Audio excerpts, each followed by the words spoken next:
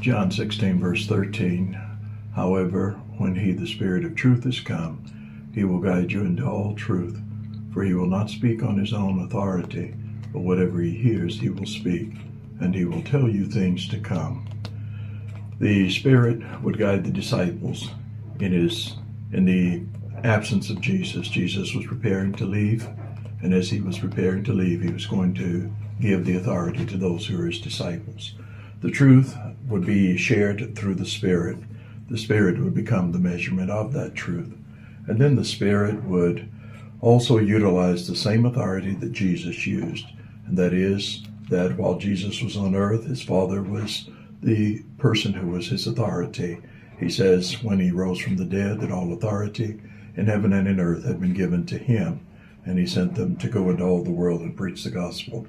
So his authority came from the Father. And then fourth, Jesus establishes the chain of truth. When you look at how the truth is to be preserved, the disciples are sent to preach the gospel to every creature. In 1 Peter chapter 1 and verse 11, one of the things that we recognize is that the Father passed the truth to Jesus, sent him. Jesus in turn empowered the Spirit.